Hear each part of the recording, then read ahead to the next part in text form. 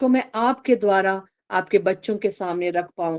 पिता, मैं अपने आप को खाली करती हूँ और आपके सम्मुख आती हूँ, आपके नियंत्रण में सारी बातों को देती हूँ प्यारे पवित्र आत्मा प्रभु। होने दीजिए प्रभु कि आपके बच्चे जो आपको सुनते हैं, जो आपके लिए प्यासे हैं, जो आपके वचन से सीखना चाहते हैं प्रभु, उन्हें बहुतायत से आशीष प्रदान कीजिए और होने दीजिए कि जो वचन आपने दिया है, उन वचनों के द्वारा वे बहुत ही आशीषित हो। पिता, हम सारी आदर, सारी महिमा, सारी प्रशंसा प्रभु आपको देते हैं। इस समय का नियंत्रण आपके हाथों में देते हैं। कोई भी अड़चन, रुकावट, समस्या को आपके यीशु नाम से दूर हटाते हैं। और पिता, इस प्रार्थना को मांग लेते हैं आपके बेटे उद्धारकर्ता यीशु मसीह के नाम से। आमीन। Thank you Lord, thank you Jesus God. तो वचन सुनू शुरू करने से पहले मेरी भी एक गवाही है जो मैं देना चाहती हूँ। छोटी सी गवाही है। मैं हमेशा इसका जिक्र करती हूँ जब मैं इस मॉर्निंग प्लेटफॉर्म में आती हूँ प्रीच के लिए, कि हमारे ऑफिस में एक हम लोगों को एक हमारा कक्ष है जहाँ पर अभी बड़ा हो गया, और पवित्र आत्मा ने कहा कि वो आप लोगों के लिए ही है, क्योंकि आप लोग पहले बहुत ही अ, छोटे से में बैठते थे और गंदा था। अब प्रभु ने उसे नया बनाया। प्रभु को सारी महिमा मिले। तो अभी जो चेयर्स वहां पर लगाए हुए थे, पुराने चेयर्स थे, और हम लोग जितने होते हैं कम से कम 11 लोग होते हैं, तो हमारे लिए चेयर्स पूरे नहीं होते थे। तो कुछ ऐसी खस्ताहाल चेयर को हमने रखा था वहां पर। और प्रभु का बहुत धन्यवाद हो कि हमारी जो अ, अभी नए डीआरएम चेंज हुए, और पुराने जो डीआरएम और डीआरएम मैडम हैं वो लोग वापस जा रहे हैं। तो जो डीआरएम मैडम है उन्होंने हमें वो बना के दिया था।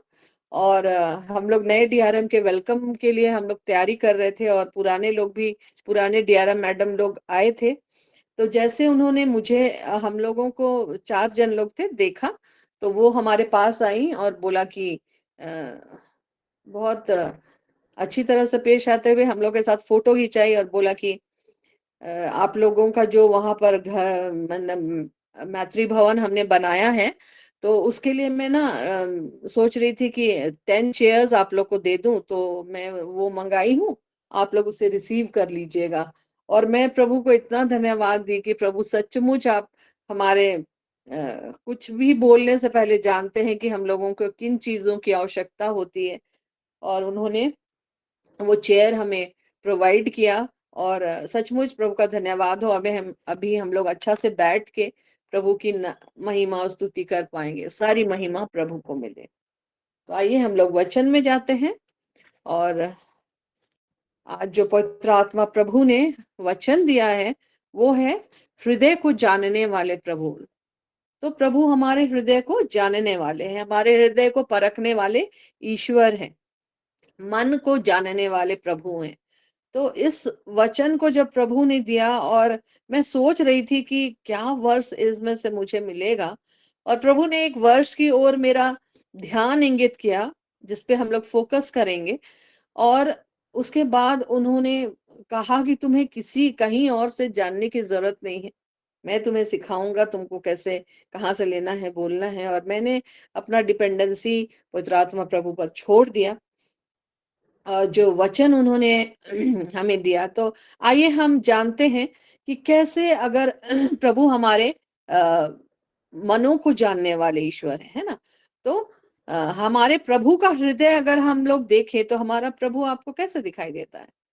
प्रभु परमेश्वर सर्वव्यापी है, प्रेमी पिता है, अतः प्रेम से भरे हुए हैं, अतः प्रेम के मालिक हैं। ऐसे प्रभु हैं जो हमारे हृदय को जानने वाले हैं। तो वो कैसे हमारे हृदय को जानते हैं? किस किस तरह से वो जानते हैं? तो हम जानते हैं कि वो हमारे सृष्टिकर्ता परमेश्वर है ना, और वे हमारे रचने वाले हैं। तो वो जब हमारे गढ़ने वाले परमेश्वर हैं, तो क्या करते हैं? वे हमारे हृदयों को पढ़ सकते हैं। हमारे मनों में क्या चल रहा होता है, उन्हें पता होता है। जैसे हम लोग अगर एक वचन देखेंगे जो हमें मिलता है मत्ती 9 उसका 3, 4, 5 में जब हम लोग देखेंगे, तो यहाँ पर ऐसा लिखा हुआ है। पढ़ेंगे तो ज्यादा समझ में आएगा, हम पढ़ लेते हैं मत्ती 9। उसका 3, 4 और 5। तो यहाँ पर ऐसा लिखा हुआ इस पर कई शास्त्रियों ने सोचा। ये उस समय का वाक्य है जब प्रभु यीशु मसीह एक लकवे के रोगी को उनके पास लाया हुआ था और उन्होंने उससे कहा था कि अगर हम लोग 2 में देखेंगे तो हे पुत्र ढाढ़स बांध, तेरे पाप क्षमा हुए। और इस पर कई शास्त्रियों ने सोचा, 3 में लिखा है, यह तो परमेश्वर की निंदा करता है। यीशु ने उनके मन की बातें जानकर कहा, तुम लोग अपने अपने मन में बुरा विचार क्यों कर रहे हो? सहज क्या है यह कहना कि तेरे पाप क्षमा हुए, या यह कहना कि उठ और चल फिर। प्रभु का बहुत धन्यवाद हो, आमेन, हालेलुया। तो यहाँ पर हम देख सकते हैं कि कैसे प्रभु ने जान लिया कि शास्त्रियों के मन में क्या चल रहा था, वे क्या सोच रहे थे। और जब शास्त्री लोगों के बीच में उन्होंने ये बात कहा कि तुम लोग अपने मन में क्या बुरा बुरा विचार कर रहे हो, तो उनको जरूर इस बात पर अचंभा हुआ होगा कि ये हमारे मन की बातें कैसे जान गया, है ना। पर चूंकि वे लोग बहुत घमंडी थे, अहम में भरे थे, अपने आप को बहुत ज्ञानवान समझते थे, तो उससे ज्यादा उनकी सोच आगे नहीं गई। अगर वे जानते कि कैसे ये सामने वाला व्यक्ति हमारे विचारों को जान रहा है, तो सचमुच वे अपने हृदय का परिवर्तन कर लेते ना, है ना। लेकिन उनका हृदय यीशु पिता की ओर कठोर रहा, क्योंकि वे लोग अपने अहम में पड़े थे। ठीक है। तो जिस समय मतलब यीशु ने उस समय अपने सेवा कार्य को आरंभ किया था, तो बहुत सारे लोग जो अपने आप को फरीसी या सदूकी कहलाते थे, अपने आप को बहुत ही बुद्धिमान समझते थे, उनके बारे में हम लोग देखते हैं, बाइबल हमें बहुत कुछ बताती है कि कैसे प्रभु उनके हृदय को जानते थे कि वे कैसे कठोर मन के हैं। और बहुत बार हमने देखा है कि वे उनको धिक्कारते हैं और कहते हैं कि तुम बहुत अपने हृदय में बुरे विचार रखते हो, पॉजिटिव नहीं सोचते हो, और हमेशा तुम्हारे विचारों में गलत बातें ही निकलती है। क्योंकि हम जानते हैं कि जिस समय प्रभु सेवा काल कर रहे थे, उस समय कितने ही फरीसी और सदूकी थे जो उनके ऊपर उंगली उठाते थे और हमेशा उनकी जो शिक्षा थी उनके विरुद्ध वे बातें करते थे, है ना। तो हम देख सकते हैं कि प्रभु उनके हृदय को, विचार को जानते थे। और अगर हम लोग आगे देखेंगे कि कैसे वे चेलों की बातों को भी समझते थे। वे चेले लोग जो प्रभु जिनको प्रभु ने चुना था और वे उनके साथ रहते थे, प्रभु उनकी बातों को भी वे जान लेते थे। जैसे हम लोग अगर देखेंगे मत्ती रचित सुसमाचार से ही उसका 16, उसका 5 और 9 वचन में, 5 से 9 को अगर हम लोग पढ़ेंगे तो वहां पर हम लोग देख सकते हैं कि किस तरह वे लोग विचार ही कर रहे थे और प्रभु ने उनसे क्या कहा। यहाँ पर ऐसा लिखा हुआ है, चेले झील के उस पार पहुंचे पर वे रोटी लेना क्या किए थे, भूल गए थे। यीशु ने उनसे कहा, देखो, फरीसियों और सदूकियों के खमीर से सावधान रहना। तो वे आपस में विचार करने लगे कि हम रोटी नहीं लाए हैं, इसलिए वो ऐसा कहता है। यह जानकर यीशु ने उनसे कहा, हे अल्पविश्वासियों, तुम आपस में क्या क्यों विचार करते हो कि हमारे पास रोटी नहीं है? क्या तुम अब तक नहीं समझे? क्या तुम्हें उन 5,000 की 5 रोटियां स्मरण नहीं आई, और न यह कि तुमने कितनी रोटियां टोकरियां उठाई थी? तो यहाँ पर हम देख सकते हैं कि प्रभु ने उन्हें फरीसियों और सदूकियों के शिक्षा से उन्हें सावधान रहने को कहा था और उनके मन की बातों को वे जान लेते थे। आगे वचनों में भी हम लोग अगर देखते हैं, अगर मत्ती को ही पढ़ते हैं, मरकुस या लूका में, तो हमें मिलता है कि किस तरह वे मन की बातों को जान लेते थे, क्योंकि वे क्या हैं, हमारे बनाने वाले ईश्वर हैं। जो हमें देख सकते हैं कि हमारे हृदयों के विचार क्या है। तो लेकिन जो मेन जो वचन है जिस पे हमें फोकस होना है, वो वचन को भी हम लोग देखेंगे। और वो वचन हमें मिलता है गिनती की दूसरी पुस्तक, अध्याय 16, पद संख्या 9, है ना। ये इस वचन में ही हम लोग फोकस होंगे ज्यादा, क्योंकि ये वचन है जो पवित्र आत्मा ने मुझे दिया, और ये है ये इसमें मिलता है जहाँ ऐसा लिखा हुआ है कि देखो, यहोवा की दृष्टि सारी पृथ्वी पर इसलिए फिरती रहती है कि जिसका मन उसकी ओर निष्कपट रहता है, उनकी सहायता में वह अपनी सामर्थ्य दिखाए। Hallelujah, amen. Thank you Lord, thank you Jesus God. तो यहाँ पर हम देख सकते हैं कि यहोवा की दृष्टि सारी पृथ्वी पर, means everywhere in this earth, है ना, फिरती रहती है। मतलब देखती रहती है कि देखें कि किनका मन उसकी ओर निष्कपट रहता है ना। और वो कौन व्यक्ति है जो कपट रहित है, जिसके हृदय में कपट नहीं है, जो हृदय से शुद्ध है, जो हृदय से भला है, जो प्रभु की आज्ञा को मानता है, उसके भय में चलता है, जो दीन और नम्र है। उनकी सहायता में वह क्या करे, अपनी सामर्थ्य दिखाए, है ना। जब हम अ, नम्र रहते हैं, दीन रहते हैं, तो प्रभु को वो अच्छा लगता है ना, और वो उनको भाता है। वे नम्र और दीन जन को क्या करते हैं, शिरोमणि बनाते हैं। तो यहाँ पर बोलते हैं कपट रहित, ना, निष्कपट रहता है, जिनका मन उसकी ओर निष्कपट रहता है, जिसके हृदय में कपट नहीं भरा हुआ है, उसको हम लोग निष्कपट बोलते हैं, है ना। तो यहाँ पर मेरे प्रियो, पवित्र आत्मा हमें बताना चाहते हैं कि हमें अपने हृदय को कपट से बचाना है, और हमें अपने हृदय को शुद्ध रखना है। आज इस दुनिया की तरफ अगर हम नजर करें, तो चारों ओर कपट ही कपट दिखता है ना। लोग अपनी स्वार्थ के लिए एक दूसरे को धोखा दे रहे हैं, देते हैं, है ना। और धन कमाने की चाह में गलत तरीके अपना रहे हैं, खुद से मोहब्बत करते हैं, खुद को प्यार करते हैं, स्वार्थी हैं, है ना। प्रभु चाहते हैं कि आज जब हम लोग प्रभु के आने के बहुत निकट में हैं, जब हम लोग रैप्चर के बहुत करीब हैं, तो प्रभु को जानने वाले मसीही हैं, तो हम इस पृथ्वी में जब तक हम रैप्चर में उठा नहीं लिए जाते, एक शुद्ध जीवन जिए। मतलब अपने हृदय के सोच विचारों में बिल्कुल पवित्र ठहरे, है ना।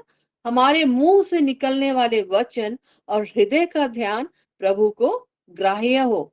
जैसे भजन संहिता 19 उसका 14 वचन में लिखा हुआ है कि मेरे मुंह के वचन और मेरे हृदय का ध्यान तेरे सम्मुख ग्रहण योग्य हो, ये दाऊद कह रहा है। और हमें भी इस वचन को अपने जीवन में आत्मसात करना है कि जो वचन हमारे मुंह से हम बोलते हैं और हमारे हृदय का ध्यान जो रहता है, वो प्रभु को क्या हो, ग्रहण योग्य हो, जिसे प्रभु भावता हुआ जाने। और सेकंडली, हम लोग जानते हैं कि परमेश्वर पर हमारा संपूर्ण भरोसा होना चाहिए, है ना।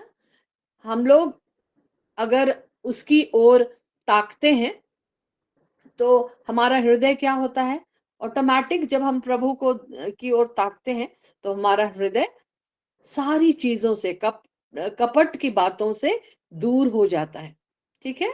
और निरंतर प्रभु की आंखें जो है ना, हमारी ओर लगी रहती है, क्योंकि वो हमसे बहुत प्रेम करते हैं। Hallelujah, thank you Lord, thank you Jesus God. आइए और एक वचन हम लोग देखते हैं, वो हमें मिलता है भजन संहिता उसका 11वां अध्याय, उसके 4 और 5 में। यहाँ ऐसा लिखा हुआ है कि परमेश्वर अपने पवित्र भवन में है, परमेश्वर का सिंहासन स्वर्ग में है ना। और उसकी आंखें मनुष्य की संतान को नित देखती रहती है, और उसकी पलकें उनको जांचती है। यहोवा धर्मी को परखता है, परंतु वह उनसे जो दुष्ट हैं और उपद्रव से प्रीति रखते हैं, अपनी आत्मा में घृणा करता है। Amen, hallelujah, thank you Lord, thank you Jesus God. तो देखिए मेरे प्रियो, यहाँ पर प्रभु हमसे बोल रहे हैं कि उनकी आंखें कहाँ हैं, नित हमारी ओर देखती रहती है। नित मतलब हमेशा, है ना, हमेशा देखती हैं। और उनकी जो पलकें हैं, वो हमें जाँचती हैं, वे हमें जाँचती हैं, हालेलुया! और क्या हुआ? वो धर्मी को भी परख, परंतु जो दुष्ट हैं, वे क्या होते हैं? और उपद्रव से प्रीति रखते हैं, मतलब जो कपट से भरे हुए हैं, अपनी आत्मा में घृणा करता है। तो सोच सकते हैं मेरे प्रियो कि हमें कैसा जीवन इस पृथ्वी में जीना है। Hallelujah! Thank you Lord, thank you Jesus God. तो अगर हम लोग और एक वचन देखेंगे जो हमें मिलता है 56 में, भजन संहिता का ही, अगर हम लोग 56 में देखेंगे तो वहां ऐसा लिखा हुआ है, अ, भजन संहिता उसका 56 का 4 में ऐसा लिखा हुआ है कि परमेश्वर की सहायता से मैं उसके वचन की प्रशंसा करूंगा। यहाँ पर दाऊद एक भरोसे की प्रार्थना कर रहा है, और सचमुच वो एक ऐसा व्यक्ति था, दाऊद, जो परमेश्वर पर भरोसा रखता था, है ना? और हम लोग अगर उनके वचन में आगे जाएंगे तो हम देखेंगे कि कैसे दाऊद को जब परमेश्वर ने कहा था, जब वो अ, एक भूल कर बैठा था और परमेश्वर ने उससे कहा कि तुम किसके हाथ में पड़ना चाहोगे? तो बोला कि परमेश्वर पिता, मैं आपके हाथ में पड़ना चाहूंगा, क्योंकि उसे परमेश्वर पर भरोसा था कि वो दयालु है, उसका हृदय प्रेम से भरा हुआ है, और वो उसके हाथ में उसने पड़ना चाहा। तो यहाँ पर 56:4 में ऐसा लिखा हुआ है, परमेश्वर की सहायता से मैं उसके वचन की प्रशंसा करूंगा, परमेश्वर पर मैंने भरोसा रखा है, मैं नहीं डरूंगा, कोई प्राणी मेरा क्या कर सकता है। तो यहाँ पर हम देखते हैं कि दाऊद का हृदय कैसा परमेश्वर पर भरोसा करने वाला था, और वो अपने मन में हमेशा निरंतर वो प्रार्थना, हम लोग जानते हैं कि बहुत राजा होते हुए भी वो बहुत समय प्रार्थना में व्यतीत करते थे, और उनका हृदय जो था सोच विचारों में वो प्रभु को ही की ओर उनका हृदय रहता था, है ना?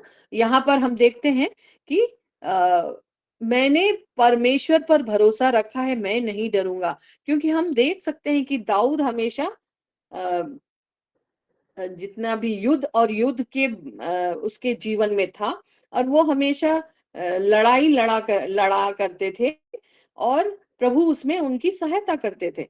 तो उनका भरोसा उसी प्रभु पर था। हम लोग देखते हैं बहुत सारे राजा हुए, लेकिन वे लोग प्रभु पर भरोसा नहीं भी करते थे, है ना? कोई लोग किसी के पास चला जाता था पूछने के लिए, लेकिन प्रभु के पास वे लोग नहीं आते थे। लेकिन दाऊद ऐसा राजा था जो प्रभु के निकट रहना पसंद करता था, और उस पर भरोसा रखता था, और मनुष्यों पर भरोसा ज्यादा नहीं रखता था। बोलता कोई प्राणी मेरा क्या कर सकता है ना? जब वो युद्ध में जाएगा तो प्रभु वहां पर उनकी सहायता करते थे, उन्हें विजय दिलाने के लिए। Hallelujah! Thank you Lord, thank you Jesus God. क्योंकि हम जान सकते हैं कि बहुत बहुधा हमारा भरोसा क्या होता है, दुनियाई चीजों में होने लगता है। कभी हम अपने रिसोर्सेस पे भरोसा करते हैं, कभी पद पर, तो कभी धन पर। लेकिन पर जो प्रभु पर जो भरोसा भरोसा करते हैं, उनका मुंह कभी काला नहीं होता, ना उनका मुंह ना ना वे लज्जित होते हैं। Hallelujah!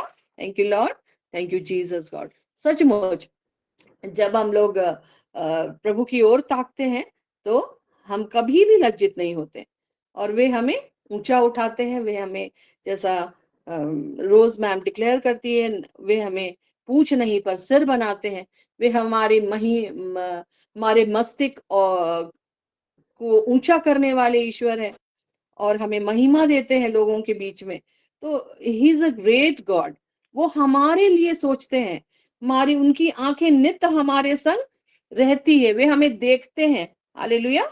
Thank you Lord, thank you Jesus God. क्यों हमें देखते रहते हैं, है ना? क्योंकि वो हमसे प्यार करते हैं, और वो नहीं चाहते कि हम मुसीबत में पड़े, या वे हमारे हृदय को देखते हैं कि मैं इनसे जितना प्रेम करता हूँ, क्या ये लोग मुझसे उतना प्रेम करते हैं? मैं तो इनको सब चीज प्रोवाइड करता हूँ, ये जो भी प्रार्थना में हम मुझसे मांगते हैं मैं इनको देता हूँ, मैं इनकी सुनता हूँ। तो तो क्या ये अपना मन, अपना सोच विचार मेरे तरफ नहीं लगा सकते? मेरे प्रियो, आज हम लोग मॉर्निंग प्लेटफ़ॉर्म में हम लोग आ रहे हैं, जुड़ रहे हैं, है ना? और हम लोग सीख रहे हैं वचनों से, तो हमारा भरोसा किधर है? हमारा भरोसा उस महान ईश्वर में होना चाहिए। जैसे हम अपोलिना मैम की गवाही सुन रहे थे, मैं बहुत प्रसन्न होती हूँ। सचमुच आत्मिक रीति से वो कितनी ही मजबूत है, और जब हम लोग आत्मिक रीति से जब मजबूत होते हैं ना, तभी प्रभु हमें चलाता है। पवित्र आत्मा प्रभु से हम निरंतर जब हम लोग प्रार्थना करते हैं, तो उनकी अगुवाई हमें मिलती है। और हमारे जीवन में आशीषें ही आशीष आती जाती है। हम लोग प्रभु में नई सृष्टि हो जाते हैं। हम वो नहीं रह जाते जो हम पहले थे। हमारा स्वभाव बदल जाता है, हमारा जीवन बदल जाता है। Everything is changed in our life. क्यों? क्योंकि हम लोग प्रभु के निकट आ जाते हैं, और यही तो वो चाहते हैं। क्यों वो चाहते थे कि आदम और हवा से वो संगति बनाए? वो आते थे ना उनसे बात करने के लिए वहां अदन की वाटिका में। क्यों आते थे? क्योंकि उन्हें मनुष्य की संगति पसंद है, इसलिए। और वो आज भी ऐसा चाहते हैं, है ना, कि हम लोग उनसे जुड़े रहें, हम लोग उनसे निरंतर उनके साथ रहें। यही तो वे चाहते हैं, और इसीलिए तो उन्होंने अपने पुत्र को भी नहीं रख छोड़ा। उन्हें इस जगत में भेजा कि वे हमारे लिए अपने प्राणों को निछावर करे, कि हमारा मेल मिलाप उनसे हो जाए। क्यों? क्योंकि वे चाहते हैं कि हम उनसे उनके नजदीक रहें। Hallelujah! Thank you Lord, thank you Jesus God. Hallelujah! हम लोग और एक देख लेते हैं, और एक आध दो वचनों को देखकर हम लोग कंक्लूड करेंगे। हम लोग यहाँ पर और एक देखते हैं, मरकुस को अगर हम लोग देखें, उसका 7 और उसका 20 पद, तो हमें यहाँ पर क्या मिलता है? तो यहाँ पर हम लोग देखते हैं मत्ती 7 उसके 20 पद को अगर हम लोग देखते हैं, तो यहाँ ऐसा लिखा हुआ है। सॉरी, 21 में हम लोग 26 से ही लेते हैं। इस प्रकार उनके फलों से तुम उन्हें पहचान लोगे, है ना? तो यहाँ पर जब हम लोग पढ़ते हैं, तो यहाँ पर हमारे मन में जो रहता है, हमें बहुत ही अशुद्ध कर देता है ना। हमारे मन में जो हम लोग सोच, एग्जैक्टली,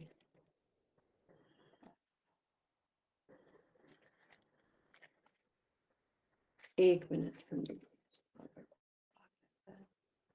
ओके। तो यहाँ पर अगर हम लोग देखते हैं अ, मत्ती 7 उसका हम लोग अगर 21 से देखेंगे, यहाँ पर बोलते हैं प्रभु, सॉरी, हम लोग हम लोग भजन संहिता में जाते हैं। ये पद हम लोग बाद में आएंगे। भजन संहिता उसका 33, उसका 13, 14 और 15। भजन संहिता उसका 33वां अध्याय, और उसका यहाँ पर भी हम लोग देखते हैं कि प्रभु क्या करता है। हम हमारे साथ संगति बनाने में उन्हें बहुत ही अच्छा लगता है ना? तो यहाँ पर अगर हम देख सकते हैं, यहाँ पर लिखा है 33 का 13, 14, 15 में, यहोवा स्वर्ग से दृष्टि करता है। कहाँ से दृष्टि करता है? स्वर्ग से। और वह सब मनुष्यों को निहारता है। अपने निवास के स्थान से वह पृथ्वी के सब रहने वालों को देखता है। कहाँ के रहने वालों को? पृथ्वी के रहने वालों को देखता है। और पृथ्वी के रहने वाले कौन है? हम और आप हैं, है ना? और वो बोलता है वही जो उन सबों को के हृदय को क्या करता है? गढ़ता है ना? और उनके सब कामों का विचार करता है। Hallelujah, amen. Thank you Lord, thank you Jesus God. तो यहाँ पर हम देख सकते हैं कि यहोवा स्वर्ग से दृष्टि करता है। हम लोग हर एक 3 वचन हम लोग देखे कंटिन्यूअसली कि प्रभु हम लोगों के ऊपर दृष्टि करता है, हमें निहारता है ना? और अपने निवास स्थान से पृथ्वी में रहने वालों को देखता है। क्या जरूरत है उनको देखने की? क्योंकि वे चाहते हैं कि एक भी आत्मा नहीं खोए, है ना? प्रभु अ, ने हमें क्या किया है? अपने स्वरूप में गढ़ा है, और उनकी संगति, वे चाहते हैं कि उनकी संगति हमसे हो। हम उनकी रचना हैं, और वे किसी आत्मा को खोना नहीं चाहते हैं। अगर हम इस पृथ्वी पर पवित्र आत्मा प्रभु की अगुवाई में चले, और उनका वचन हमारे हृदय में रहे, तो हमारा हृदय क्या रहेगा? निष्कपट हो, तो हम निश्चय प्रभु के साथ रैप्चर में उठा लिए जाएंगे। Hallelujah. Thank you Lord, thank you Jesus God. क्योंकि प्रभु हृदय को जानने वाला ईश्वर है। नहीं तो अभी हम उस वचन को देखेंगे कि मत्ती 7 का 21 से 22 हमें क्या बताता है। वो कहता है कि जो मुझसे हे प्रभु कहता है, उनमें से हर कोई स्वर्ग के राज्य में प्रवेश नहीं करेगा, परंतु वही जो मेरे स्वर्ग पिता की इच्छा पर चलता है। 22 में लिखता है, उस दिन बहुत से लोग मुझसे कहेंगे, हे प्रभु, क्या हमने तेरे नाम से भविष्यवाणी नहीं की और तेरे नाम से दुष्ट आत्माओं को नहीं निकाला और तेरे नाम में बहुत से आश्चर्य काम नहीं किए? तब मैं उनसे खुलकर कह दूंगा, मैंने तुमको कभी नहीं जाना, ये कुकर्म करने वालों, मेरे पास से चले जाओ। तो ये वचन हमें बताता है कि हमें अपने मन के अवलोकन करने की आवश्यकता है कि हम प्रभु के नजर में कहाँ हैं, कहाँ ठहरते हैं। क्या पृथ्वी में हम ऐसा जीवन जी रहे हैं जो परमेश्वर को भावता हुआ हो, या यूं ही हम अपना जीवन गंवा रहे हैं या खो रहे हैं? अगर हम इस पृथ्वी में शुद्धता का जीवन जिएंगे, तभी तो जैसा प्रॉफिट वीरेन सामुएल ने हमें बताया है पुरस्कारों के बारे में, तो हमारे लिए वो मुकुट हमें रखा हुआ मिलेगा जब हम प्रभु के साथ रैप्चर में वहां पहुंचाए जाएंगे। और सचमुच प्रियो, आज हम लोग सब एकदम लास्ट के लास्ट में है, खड़े हैं, है ना। प्रभु एकदम हमारे द्वार में है, क्योंकि आज जितने भी कॉन्सिक्वेंसेस इस पृथ्वी में चल रहे हैं, हमने कल परसों कल का में देखा कि कैसा कैसे एक भूडोल हुआ ना, ये में रशिया में, और उसकी तीव्रता कितनी 8.8 ऐसे उसका दिखाया था, और लहरें उठ रही थी जो कितनी कितनी फुट ऊपर की थी। तो हम लोग देखते हैं कि कितना सारा जैसा वचन में लिखा हुआ है अंत के दिनों के लिए, पूरा हमारे जीवन में वो पूरा होता हुआ चला जा रहा है। हम लोग बाढ़ें देख रहे हैं, ये वॉल्केनोज को देख रहे हैं, वो इरप्ट हो रहे हैं कितने सारे इधर से उधर, नीचे जितनी हलचल मची हुई है, और भूडोल हो रहे हैं, जमीनें फट रही हैं। तो बहुत सारी ऐसी चीजें हैं जो हमें बता रही है कि हम लोग रैप्चर के बहुत और बहुत निकट हैं, है ना।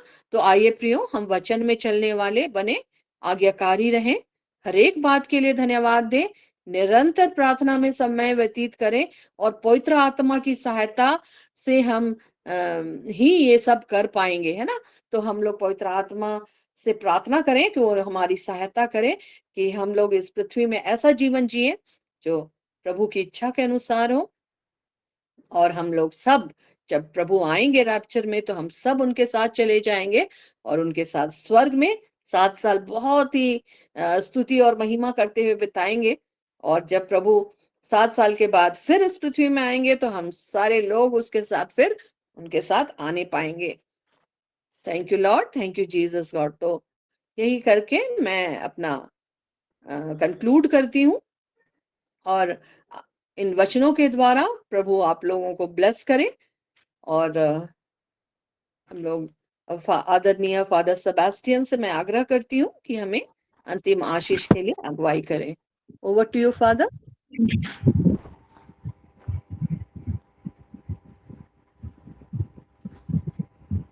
धन्यवाद के साथ में हम इस समय प्रभु की उपस्थिति में हैं। जीवित वचनों के साथ में हम चलने वाले पाए जाते हैं, और जिस दुनिया, जिस संसार, जिस माहौल के बारे में हमने इस समय वचनों के माध्यम से सुना है, और ईश्वरीय कार्यों को हम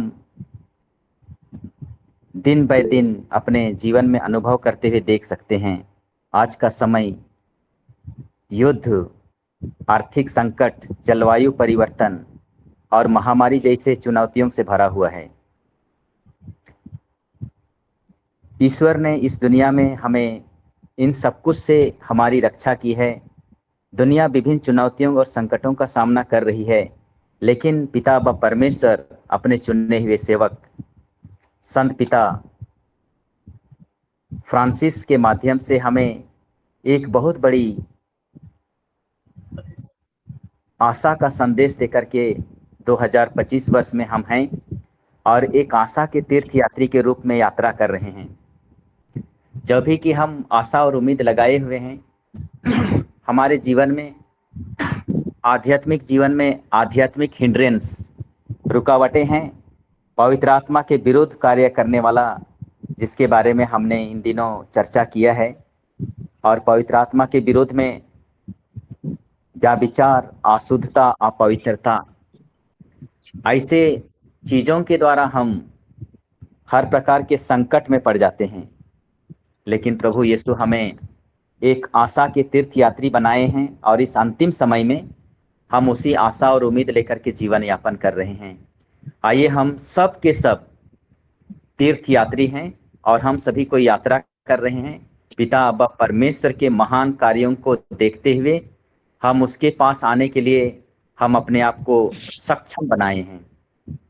इसमें हमारी सक्षमता की कोई योग्यता नहीं है, हमारा कोई सर्टिफिकेट नहीं है, लेकिन ईश्वर ने हमें पवित्र आत्मा के द्वारा मरखा लगाया है, चिन्हित किया है और हम सबों से कहते हैं कि मैंने तुम्हारा नाम अपने हथेली में अंकित किया है।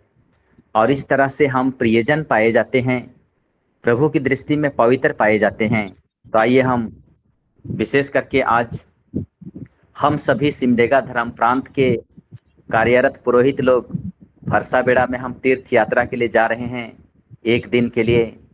ये भी ईश्वर की बहुत बड़ी कृपा है, खुशी की बात है, आनंद की बात है। इन सभी चुने हुए लोगों पर पवित्र आत्मा विशेष रूप से कार्य करे, सबों के ऊपर पवित्र आत्मा उतरे। और जब हम आशा के तीर्थ यात्री बनकर के नाम हम अपने लिए केवल यात्रा ना करें, लेकिन हमारी कलीसिया के लिए, हम जहाँ कहीं भी रहते हैं, जिस जगह में रहते हैं, जिस गांव में, जिस पारिश में, जिस कस्बे में, जहाँ कहीं भी कार्यरत हैं, हमारे सभी कार्य क्षेत्र को प्रभु के हाथों में समर्पित करते हैं। और आप जहाँ कहीं भी हैं, हम सभी कोई आशा के तीर्थ यात्री हैं।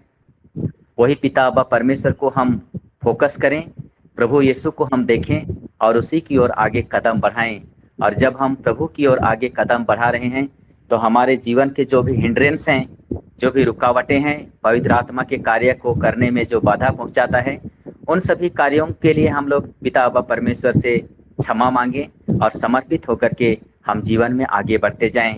और जिससे हम एक सफल आशा के तीर्थ यात्री बन करके हम उस मंजिल तक पहुंच सकें जो प्रभु हम सबों को इस जीवन में भेज करके, जो उसकी इच्छा और जो उसकी चाहत है। आइए हम प्रभु को धन्यवाद देते हुए महान और जीवित परमेश्वर के द्वारा इस समय आशीर्वाद लें। प्रभु के नाम में ही हमारा कल्याण है, उसी ने स्वर्ग और पृथ्वी को बनाया है प्रभु आप लोगों के साथ हो और और आपके आप परमेश्वर पिता, पुत्र और आपके परिवार के सदस्यों पर उतरे, आपके कार्य क्षेत्र में और आपके कार्यों में उतरे।